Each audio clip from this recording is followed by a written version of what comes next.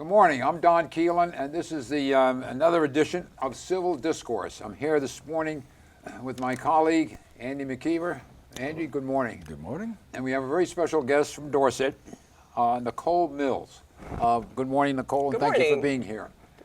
Nicole is a resident of Dorset since, I believe, 2016. She's had quite a career in media in New York City for over 20 years. And she's now living in Dorset, and her son is a football player at BBA here in Manchester. Nicole is here this morning to give her perspective on the Raptor Lane project, which is drawing quite a bit of controversy in Dorset. And as some of you may recall, several weeks ago, we had the town manager on to give the town's perspective. And this morning, we'd like to get Nicole's perspective.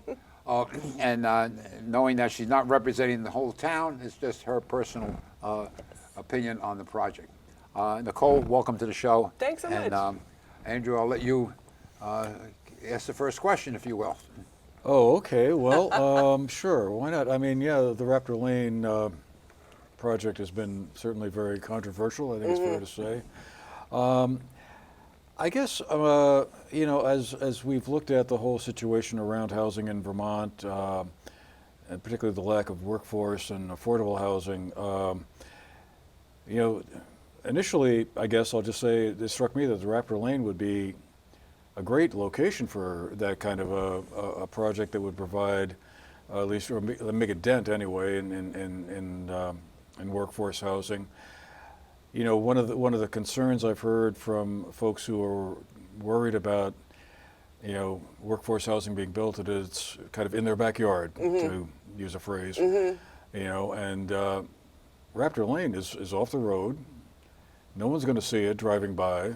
Yep. There's no immediate abutting neighbors that I guess there's a couple of abutting neighbors, but it's not like it's going to be right in your backyard. Right. So what's the problem with putting a lot of housing there in Raptor Lane? I mean, the talk has been 100 to 120 or so housing units, which certainly sounds like a lot. But, you know, it's up there out of sight. Yeah. What's the big deal? What's wrong? Yeah, and again, I want to say this is just one woman's perspective. This isn't, I'm not speaking for the rest of the residents of Dorset, but certainly quite a few people have raised concerns about it. And I'm also not unilaterally opposed to housing up on Raptor Lane. It's not, you know, it's a good site. It's, like you say, it's not visible from the road. The town owns it. They don't have to purchase the land. There are a couple of abutting neighbors who have expressed some fairly serious concerns about the traffic that would ensue from this construction project. In the proposal that was on the table was 10 years of construction to get to the final phase. So that seems like a long period of time to have to deal with the construction and drilling and putting in infrastructure.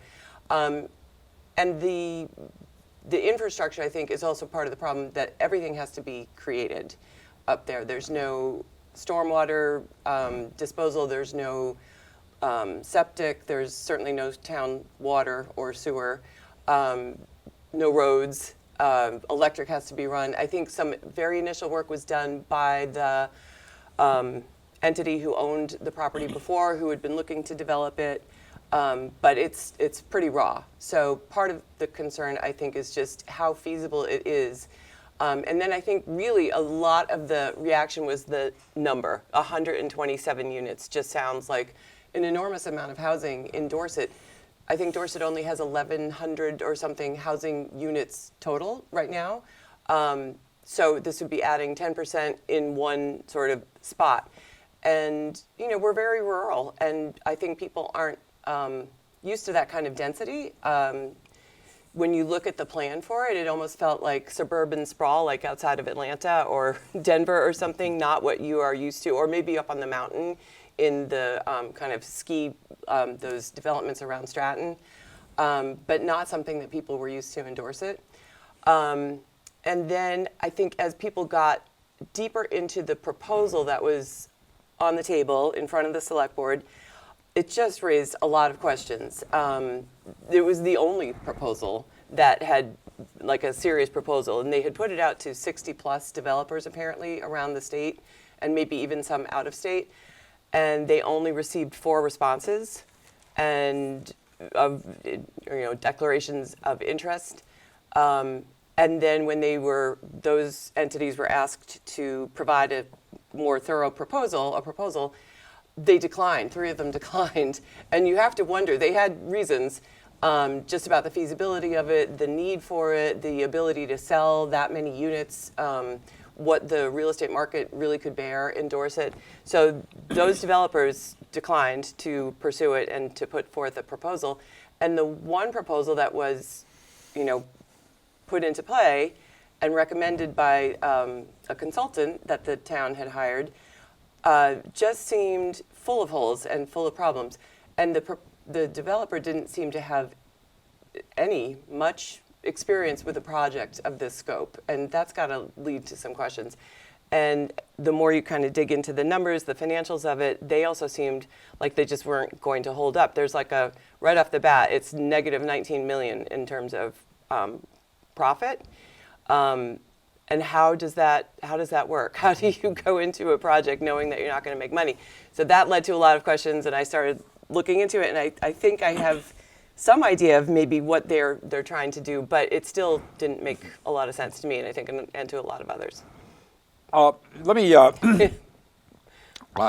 our audience understands, the Raptor Lane project, there's no specific proposal before the town authorities, the zoning board or the design review. Right. What they're trying to do right now, correct me if I'm wrong, and I've read the pre-development agreement. This one outfit out of Rutland, and I share your reservations, has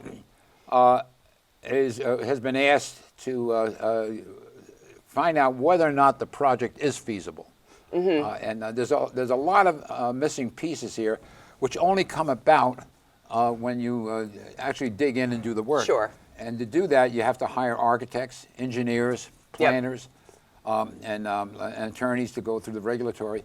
Whether or not this project could ever get off the ground, because it does require, it'll require a municipal, not a municipal, but a water system that will have to be managed by the project. It'll have to require wastewater and all the other things you talked about.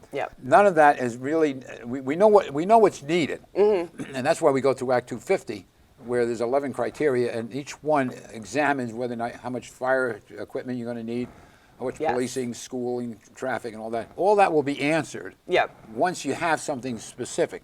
Right now, there's nothing specific. Right. There was a site plan on 125 units, but very, very preliminary.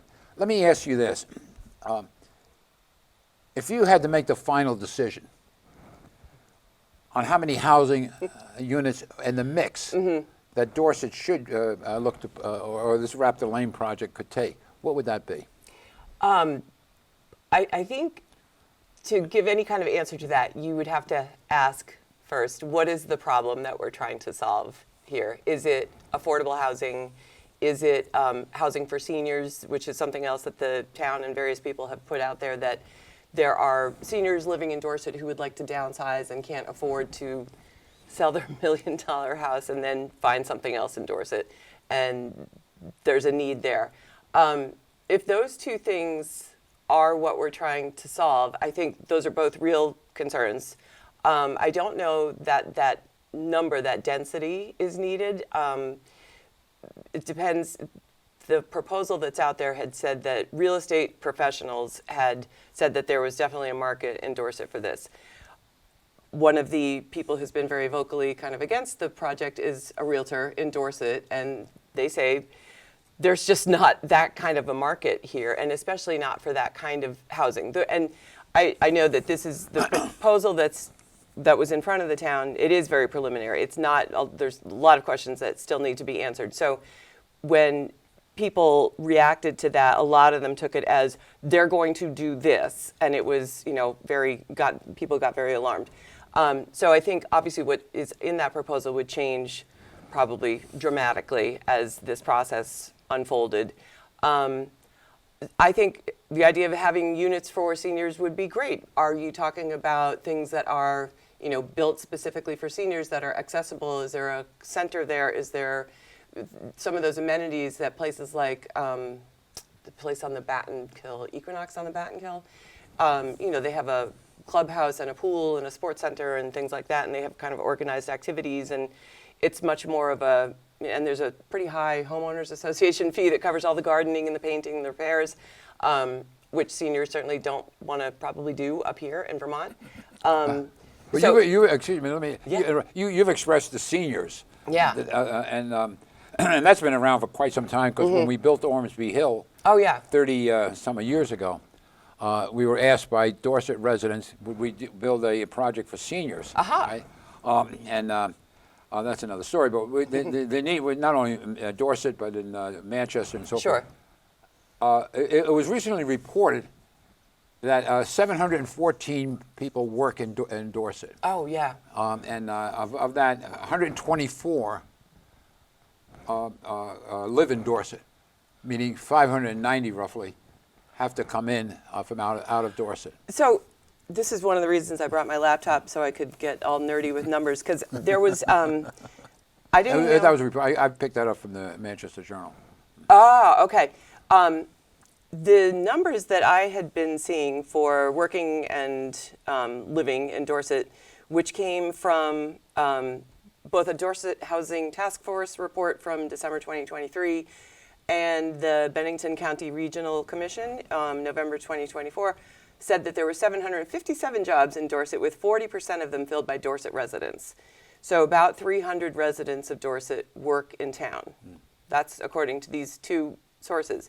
The other 60% of jobs are filled by workers coming primarily from Bennington County, East Dorset, Rupert, Manchester, Arlington, Sunderland, Bennington, and then Rutland County, Danby, Wallingford, Pollitt, Wells, and then Washington County, New York, mostly Granville. Well, go ahead. So, well, to me, that doesn't seem like a disproportionate or unfair number of residents, considering Dorset only has about 1,800 full-time residents, and many of them are retired or just they're not working. To have 300 something of them, of the jobs in Dorset filled by Dorset residents, doesn't seem like a wildly off ratio. I wouldn't expect you to get all of them, but do you feel there's a need for more housing in Dorset to house the people that work in Dorset? I think that would be great. And the question is, what's that number? Yeah, so in the BCRC housing report that just came out, they had put target numbers for housing growth by municipality in Bennington County.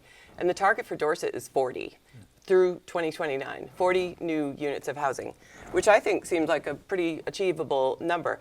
I don't know that all of them need to be new development. I think that there are options that could be explored further, like creating a housing trust, looking at existing housing stock that could be converted to ADUs, the accessory dwelling units. And there had been an application apparently put in by the Dorset Housing Task Force in 2023, I think, to form a Dorset Housing Trust that would look into some of these. And the application was submitted, and then I don't know what happened to it. There was no mention of it in any of the select board meeting notes after that. So I don't know if that was just, the application was rejected, there was a community housing partner in that. But anyway, I think there are other options. 40 doesn't seem like a unachievable number. 40 houses up on Raptor Lane seems like a very achievable number. But my guess is the reason that number, first of all, when they got they did a feasibility study on the land, and it said it could hold 100 plus or minus units. And so everybody sort of went towards that. And I think there's probably some tipping point of cost versus number of units. There's no chance of recouping your money if you only build 30 units or 40 units up there. I think it has to be that scale. And I think, if not more. And I think that a part of them are subsidized. So there's a 48 units in there that are well below kind of market rent rate. And in one of the memos from the real estate consultant, he had noted that a project like this will have to be heavily subsidized. And my guess is that they mean state subsidized housing. Well, that was the reason why the town got involved. The town was going to do the CHIP program. Yep. And by doing the CHIP program, the town, in effect, will be subsidizing to several millions of dollars, if not more, Yep. the infrastructure.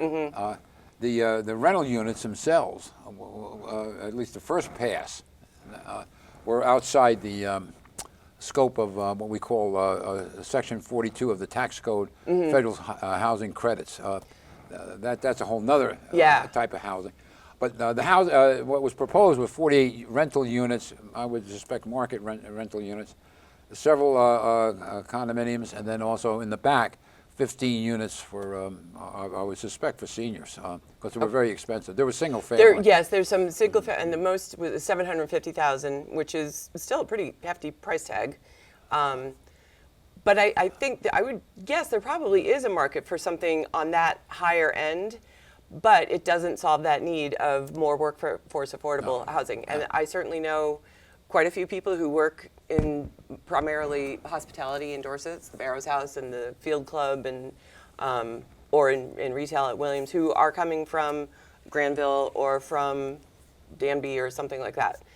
And I don't know, does the town owe all of its workers housing? I don't know that That's a good question. Yeah, I don't know that is that is the case. Yeah, I'm not sure. Well, I don't think any town does. Yeah. I mean, that's certainly, that would be a profound change in the way we kind of organize society at this point. It might have worked 500 or 600 years ago, I suppose. But feudal system or something. just one quick point before I ask another question. Those numbers about the people living in Dorset and the number of jobs who were occupied, those came from the housing forum that was held on January 21st, I think, where Kevin Chu and Moreau Weinberger, Kevin is the head of the Vermont Futures Project. Yep. Moreau Weinberger is the executive chair of Let's Build Homes, another organization. And those former mayor of Burlington. Right. Those are numbers they gave at that time.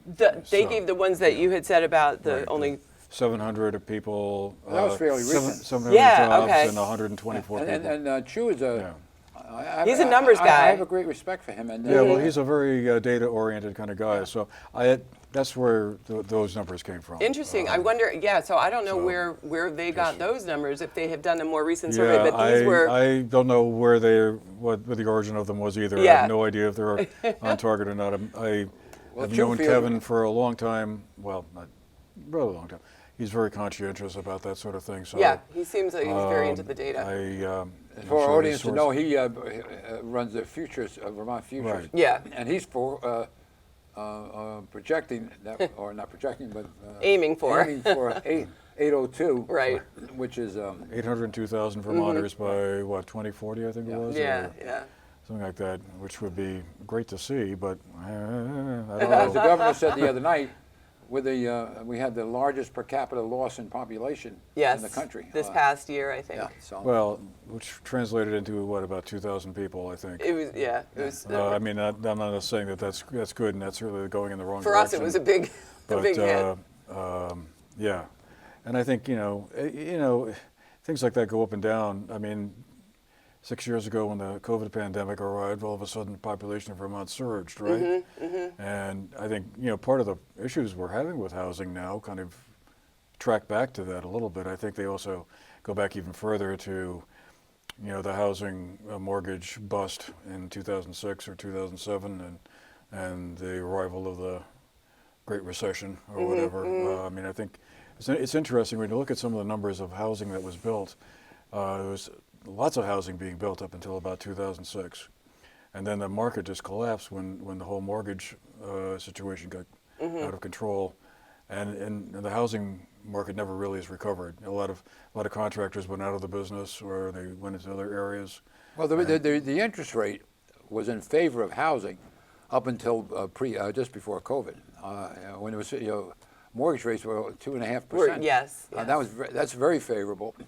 Now, what that does also is the flip side of that is it allows developers to increase the pricing. And it also makes it harder for seniors to leave a home if they have to then take a mortgage at a much higher mortgage rate than what they probably are no longer paying at this point anyway. But I mean, why would you want to go from 3 or 4% mortgage rate or a 0% mortgage rate. Right, and suddenly take on a load of debt and 7, yes, 8, 9%. for not even the kind of house that you had before. Anyway, I mean, there's lots to it. But the question I wanted to ask you was, in one of the emails we got from you, you had a point about, it's not whether or not Dorset is concerned or cares about affordable workforce housing, but, and I'll quote here, the real question is, how should a donor town contribute to workforce housing without undermining the very tax base that supports Vermont as a whole? Right. So I'm assuming there you're referring to the fact that Dorset sends more tax money to Montpelier, and maybe it gets back in return. Dorset is a fairly affluent community by Vermont standards, and generates a lot of tax revenue that goes into the state bucket. The education fund mostly. Right. Yeah. So I thought that was a very interesting question. And how should a donor town then support? Do you feel like Dorset sort of takes care of its responsibilities to the state as a whole in terms of housing by the fact that it's an affluent community, sends a lot of money to the education fund, and does that kind of then excuse it from wanting to be part of the housing solution? Yeah, I don't know that it excuses it entirely, but I think that that aspect of it is perhaps overlooked by people who keep just saying Dorset owes workers affordable housing. In that sort of macro looking at it, I think Dorset does contribute to affordability in Vermont as a whole through that education fund, because towns that do not have that kind of property tax base are benefiting from Dorset's taxes. And maintaining the sort of rural charm and unique aspects of Dorset that attract people there to spend money and to buy second homes and to then often move there and keep the real estate values high. I think that is important. That is kind of part of Dorset's contribution to the state as a whole. In reading through some of these materials, especially from Bennington, the regional commission, they very much acknowledge and aim for increasing affordable and workforce affordable housing. But they also say that that will primarily come from places that are already clustered and can absorb that density, like Manchester, like Bennington, that have infrastructure in place. What do they call it? Opportunity, access to opportunity, meaning you can walk to a job, you can walk to the grocery store, there's public transportation. All of those things are there, and so those denser areas already have the capacity to absorb more workforce housing than putting it out in the middle of nowhere. One of the big questions I had about the Raptor Lane location was there is no transportation on Route 30. You can't there's no bus between Rutland and Manchester, Manchester and Stratton. So I don't know that spot is the best spot for that kind, but I'm not opposed to it at all. I think we do probably need affordable housing. But I think there are maybe some other ways that it can be found in existing stock, and nothing has been mentioned about deed restrictions on any new building up there, which is one of the ways that other resort towns have handled housing for employees and local workers, is creating developments specifically that are deed restricted, and you have to commit. You say, I'm working here for 5 years, I get 1% increase out of my property a year, so it's capped in how much you can't flip it for twice the amount. So none of those things have been discussed, and I think they should be. Maybe they would be down the road, but I think that they should be part of the mix for that affordable housing discussion.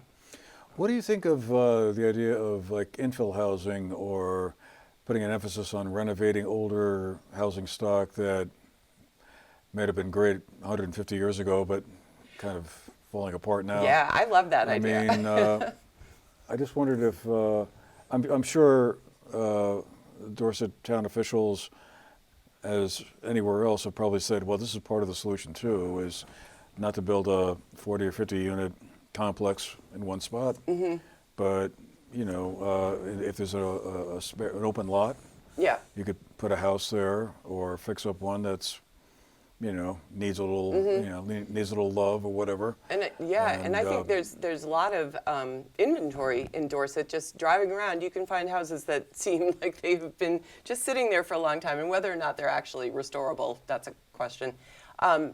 But I think there is certainly opportunity for that restoration and infill in places that already have sort of density and are walkable. Raptor Lane is 2 miles at least to Dorset Village Green, where you can buy a $15 sandwich. So it's not close to any kind of services. But I think there's an opportunity certainly within the village. There has been a moratorium because of the water system, the village water system. Oh, right, yeah. So there was not the ability to add bedrooms or renovate, say, an existing outbuilding to turn it into, a small housing unit. But they're hoping that moratorium is going to be lifted with all the repair work that they've done on the water lines. So that could be an opportunity. I think you have to incentivize people to look for those opportunities, and how that mechanism would work, I don't have an answer for, but I think there probably is a lot of opportunity there. Would this be, when you refer to infill, I have a big house in Dorset, assuming, and I have space, I can put an apartment on that. So I'm going to add an apartment to my house in Dorset. Is that what you're referring to as infill? Oh, well, I mean, so I suppose it could be that, but I think typically it's like if you have a house and a open lot next to the house or adjacent to it, where the property could be either divided in some way or sold, that therefore, there'd be space for, maybe a smaller house, like, Right. 1,000, 1,500, 2,000 square feet, something like that, That's in a 700. an open space. So here I have a multi-million-dollar house with a lot next door that I can put a 1,000 or 1,500 square foot house. You think that's practical? Well, I don't know. I mean, I'm sure there are plenty of people who would rather not see a smaller unit there and would like to keep the field open or whatever. Maybe some people might want to sell it, to get a little money, and I don't know, or maybe they don't care anymore. Well, I know this. It's been explored in Arlington a couple of years ago, and didn't. It was a really interesting discussion led by some of the folks from the Agency of Commerce and Community Development with the housing division in there, and I haven't heard anything further about it. So I'm assuming that it's one of these ideas that sounds great in principle. It could be. But then when someone is confronted with the reality of like, oh, I'm going to have a next door neighbor instead of this nice green field. well, it's like, also no, you're thanks. providing utilities. I mean, Yeah. now you have to in Dorset, you may have to have another well. You may have to have another. Yeah, I mean, it's obviously not a septic. magical solution, but Right. But But I think in there is theory, some opportunity yeah. there, that should be explored, and it could be one of those ideas that sounds wonderful, and then in reality it's too hard to achieve. Let me go back to Raptor Lane, if I may. If the Raptor Lane project was approved the way this preliminary plan that came out, which is, and I want to again emphasize, it is not a plan. I mean, as a developer, it's a long way from a site plan being filed. But if that project were to be existing today and built, would that be a negative or a positive impact on, or would it have a negative or a positive impact on Dorset? Real estate values, you mean, or just overall the tone Culture, of the town, the culture, the social, financial?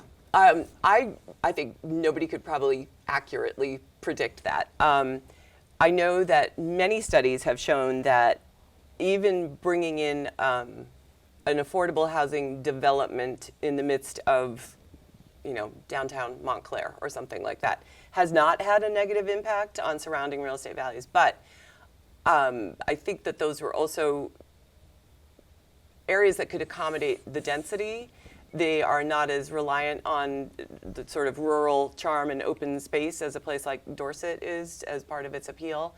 And it may have a negative impact on the neighbors because there are several abutters there who will be worried about the construction that goes on. So it may have some sort of short-term. Well, it's all built. No, it's all built. It's all built. And the 10-year, I agree with you. We shared with Rob when he was on the show. 10 years is ridiculous. Yeah. For a job and that's not a very big job, by the way, Yeah, unit-wise. yeah. But and to stretch it out for 10 years is crazy. But no, it's built already. Okay. Now, So what does that do? And the job is now feeding children into your Dorset school.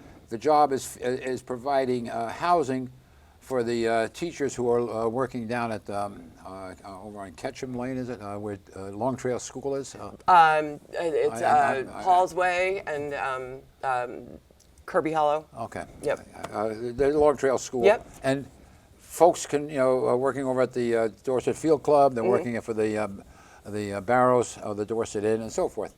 And they're right there. Yep. And would that not be positive for the community? I do think that would be positive, actually.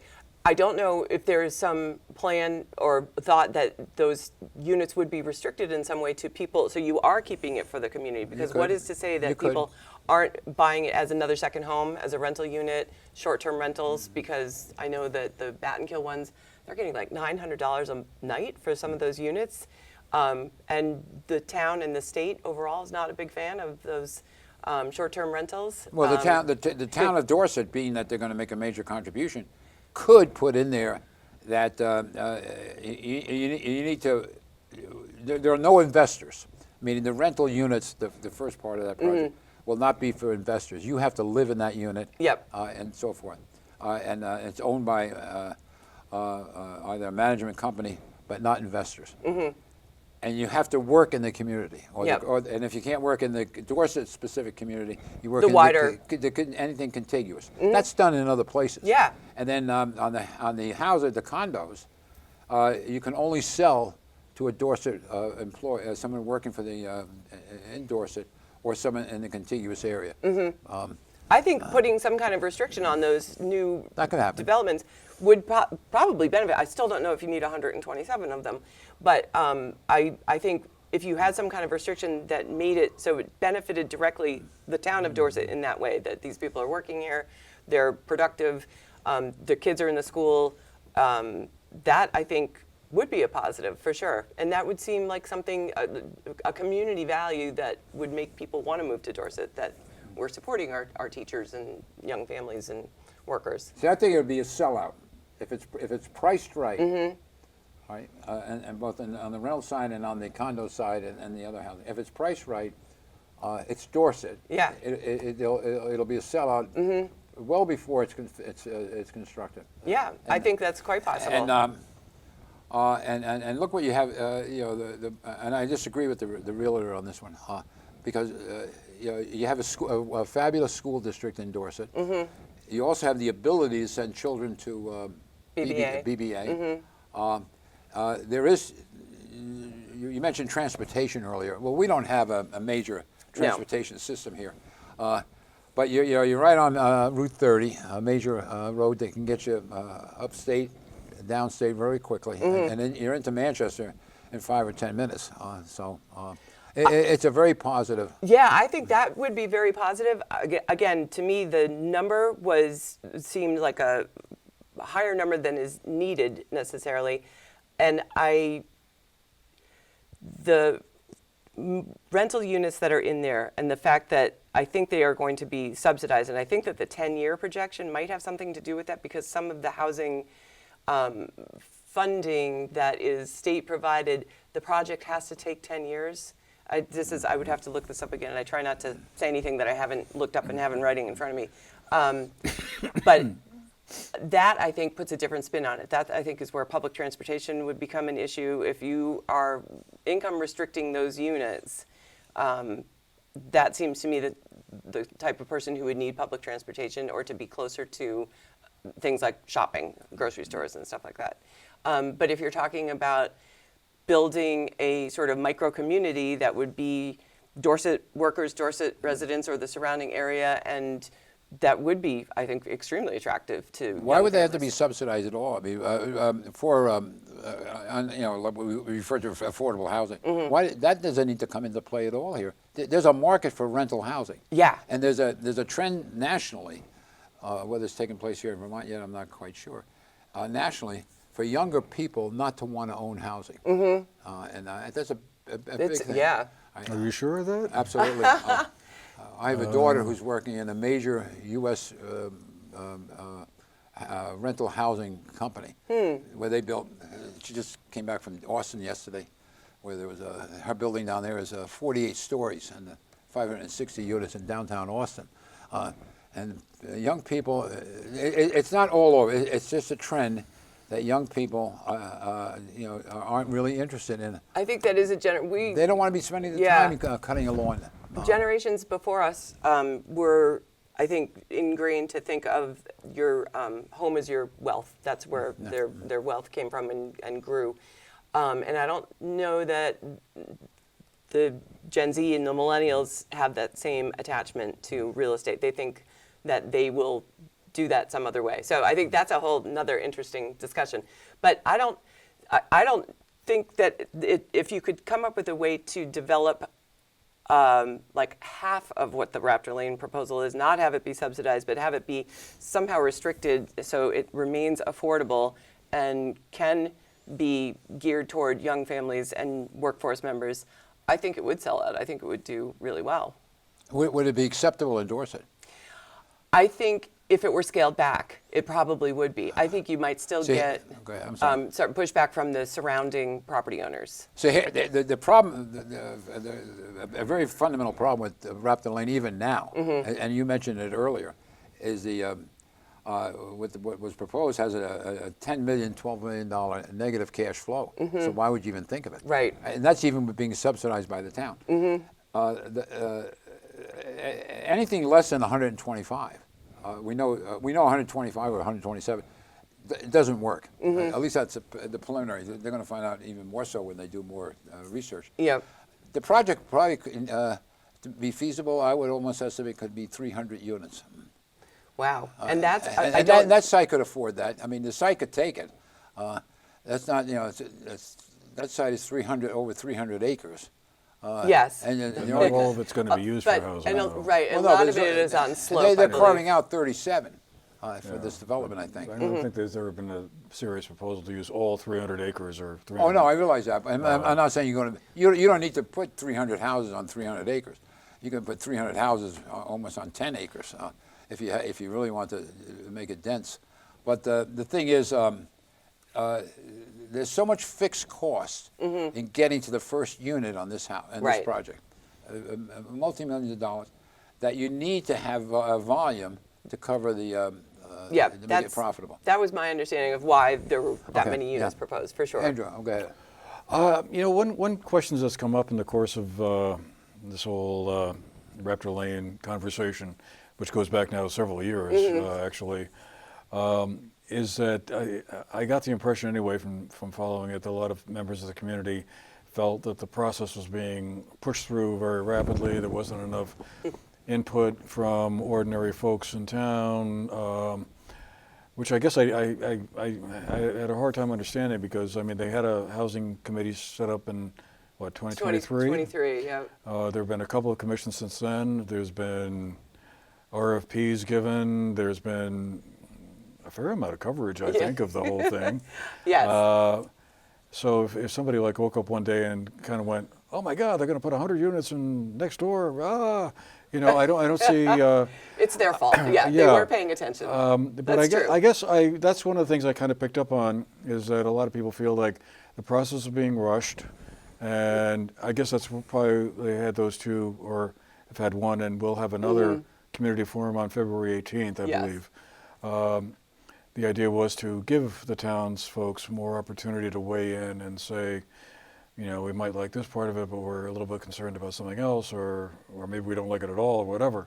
But I guess, what is your feeling? Do you feel like the town has given the community ample enough opportunity to go, I think this is good or this is bad? It's definitely a case of people didn't, who reads the select board meeting minutes every month? Some of us nerds do. I do now, for sure. But there is a little bit of nobody sort of, as long as things seem to be ticking along fine, people don't necessarily pay attention to the minutia. We're voting for taxes, sure, we do this, that, school, the Dorset Historical Society needs to be funded. We all, all those things sort of tick along. And until something kind of big and drastic seeming bubbles up, they don't sort of pay that much attention. And then I think unless you dig back and see how far back these discussions have been going on, it does seem like it just appeared overnight. The first time that the proposal from this developer was put up on the town website, I think was October of 2025. So it sort of seemed like that appeared out of nowhere, which is not the case. But I think it just was the first time that anyone sort of started paying attention. And the fact that it was like a proposal from a developer with numbers in it made it seem like it's not just in the planning, it's not just in the discussion and seeing what's feasible stage. It's like, here's the proposal, we're moving ahead. And I think that got people really alarmed. And that's nobody's fault but our own for not paying enough attention along the way. I know that they've been working on it for a long time, and I know that this is not like set in stone by any means. And there are so many obstacles for this to even come about. It may not even ever, it might just go away on its own. I certainly understand the town's impetus for, we have the land, we could do it. There's nothing, like you say, you can't even see it from Route 30. It's a great spot. They should do something with it. That same logic, though, can translate into, well, we've put so much work in, we need to do something with it. Keep going with this. And if it's something like this proposal that was in front of them, I feel like it's just ill-conceived. But I think there are other things that could be better conceived. I think there will still be obstacles, and like you said, the tipping point of density versus investing in the infrastructure. Is there a body of folks in Dorset that are feeding information out that is really not representative of the facts? I think they're operating on things that they have been told and some things that they have, gleaned from the town's website. And I've pulled together things that I have shared that I have tried to be pretty meticulous about sourcing and saying this is where this was mentioned in a town meeting, and looking up sort of the chain of events so that I can be accurate and people aren't out there. But I have, it's kind of like it's the Maple Leaf hotline. It's like a game of telephone where one person says something and then they turn around and tell the other person. Like the Rockwell painting. But the reason I mention that because when I watched your Dorset town meeting on the one in December, where the pre-development agreement was a major point, and maybe it was just people just did not understand it, but the pre-development agreement in no way committed the town to any financial obligation or the transfer of property. And it was very specific in there, especially when you read the back section, section 12 on. It was just to find out whether or not, by the developer, which I thought was very unusual for him to be spending all this money to do an investigation and to find out what can be done on this project. And I think if that were to be carried through, and the developer would be willing to spend the millions of dollars it's going to take to do that, they'll find out the project, as planned, is not feasible. Is not right. Not at all. And, so I think people did take that as you're signing something that, and in some of the language from the consultant, it was they need to take full control of the site, and that sounds alarming. It's like they're going to be moving in with all trucks and digging and. We're doing test bits and so forth. Right. That's obviously needs to be done. But I think there was probably an overreaction to signing something, and I'm not sure how many people even read that draft pre-development agreement. Well, I was just going to say, folks will have a chance to weigh in at town meeting on this question, not only at the floor meeting Monday, March 2nd, I think it is. And then there's this. And then there's 2 articles on the town warning that folks will be voting on whether or not to authorize the use of Australian ballot voting for public questions related to the potential development of conveyance of town-owned Raptor Lane property, and also whether voter approval should be required before the select board shall lease, sell, convey, or otherwise dispose of any interest in town-owned land on Raptor Lane. So there'll be 2 opportunities. Yes. Yep. Plus the floor meeting. Yes. So what does that mean? The developer, the town can't transfer the property without the approval of the voters? Let's see, I'll read it. Shall voter approval be required before the select board? We're voting on whether we need to vote, I think is what it is. Yes, I believe that's the way Megan Thorne put it in one of the meetings, So I mean, I don't think it's a decisive move one way or the other, but it's a step forward. And Yes. Should Or is the one should the thing. residents be Yeah. able to So- vote on? So why would I, as a developer, just I'm going to put a rhetorical question Yeah. to you. Why would I, as a developer, want to invest any money in doing the research, which is very expensive, if I know the project, the town doesn't control the project. Yeah. The voters control it. I do not know. If I were this developer, even given the amount of sort of pushback that has happened so far, I would probably say forget it and walk away. But You earlier mentioned the number of developers that looked at this project and walked away and so forth. And in full disclosure, I got to say, my son, developer, he walked away from it as well several years ago. But you mentioned that the developer that has the town is working with out of Rutland, I guess Sherman something, they're not experienced. Did you say? I cannot find anything on their website or that their name is associated with that is a housing development of this scope or even any housing developments. And I could be very wrong. And I know that they have assembled or proposed a team. They have included in the proposal that includes financing people, real estate, and architects and designers.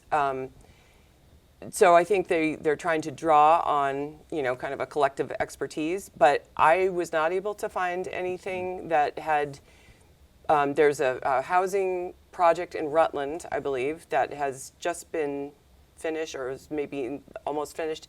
And then there was something in Pittsfield, Massachusetts, I believe, but neither of them was this type of development. When Rob was on our show, Andrew and I asked Rob, has he and the board of the select board and other interested people in Dorset visited this company's projects and spoke to the leaders of the towns in which they did the project and spoke to the residents of the project and to get any background on that developer.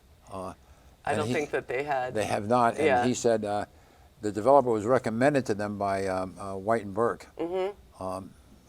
So, again, we pass on to you the suggestion that you may want to do that. Yeah, absolutely. I mean, I think there's a lot of things that haven't been sort of stress tested. Obviously, the financials, that's, nobody's sort of pushed on that, I think. But just, that was, I think, a point that came up at that meeting in January. Have you looked at this developer? Have you dug into this? Have you done any due diligence on it? And it seemed like the answer was no. And so the fact that the process is moving forward, I know nothing is signed and all that, but that it's moving forward without this kind of digging into it, without even anticipating that these questions would come up, makes people worried about how it will be steered through the whole process. If I ask one more, you're getting close to the deadline, but yes, you got time for one more he's question. my timekeeper. If it's not going to be housing on Raptor Lane, what's the consensus do you think is in Dorset for the use of that 300-acre site? I think so. Aside from the town hall. They did, when they first bought it, they did put out a survey, which not very many people responded to. But the top one, I think, was green space, because it's part of that trail system up there, to develop it maybe and make just green space. So that was actually, I think, the #1 response. I know that it is costing the town money to maintain it to some degree. And it's, there isn't a lot of developable land in Dorset, certainly, that the town has access to. So I understand how this would seem to answer so many questions for them. But I think it might be a little too precious and not kind of facing reality that we do need housing and we shouldn't waste a good resource. But I think that there are so many challenges on that spot that they may outweigh the benefit that would come from building any kind of housing. Unless you build 300 or 400. 300 or 400, yes. I mean, I don't. You say that, and somebody from Dorset is going to scream after they watch this. Well, I'm sure they will. I mean, but That's the whole idea, isn't it? Get more clicks that way, right? Exactly right. Controversy.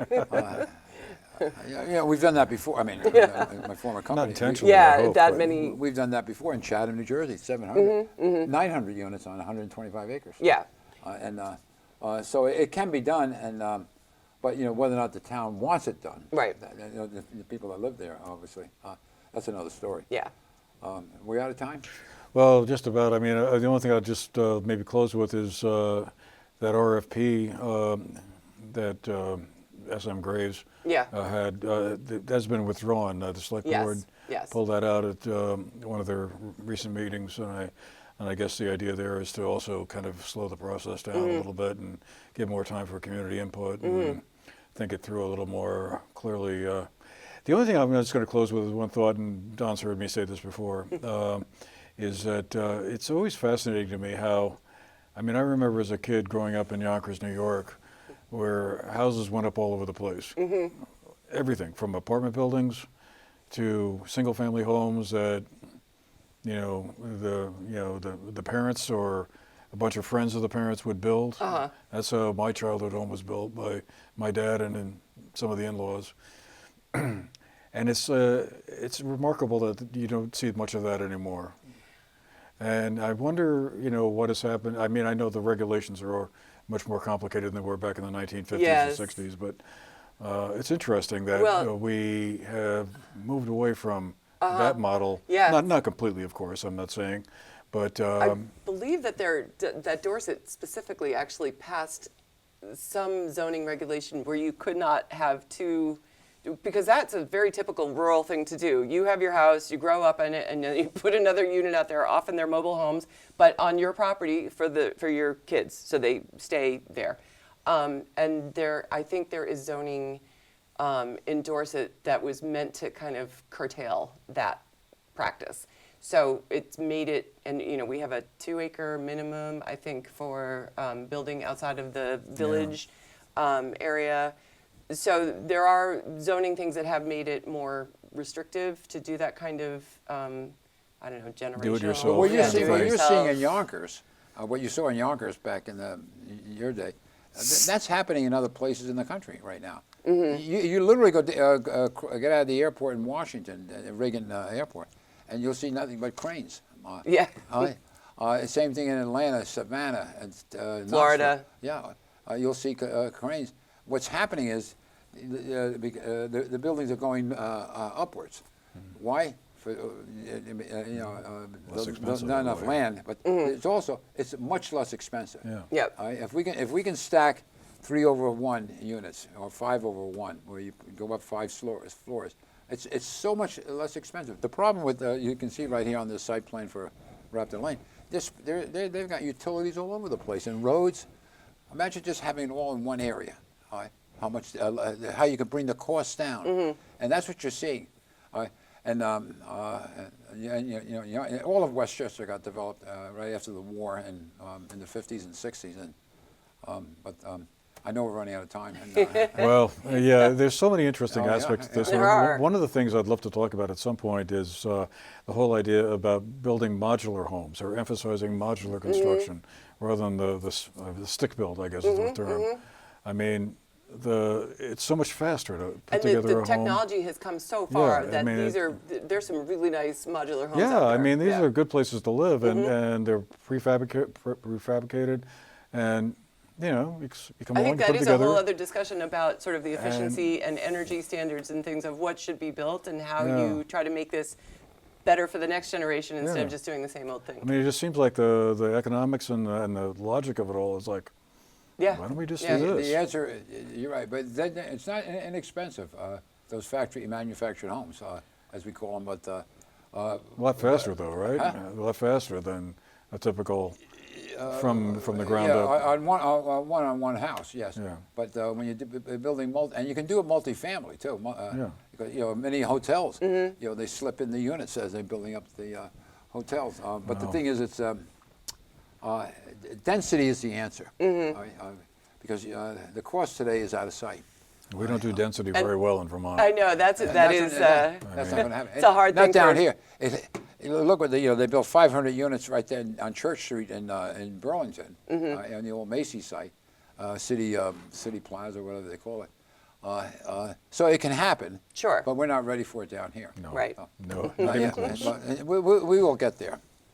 All right. Probably, yeah. Nicole, thank you so much for Thank being with us. you. Great. Thanks. Thank This you was very a much. pleasure. Really enjoyable. Yeah. Andrew, we'll see you next month when we have our next show. Okay. All right. Thank We'll you, have to- everyone, and thank you all for being with us this morning.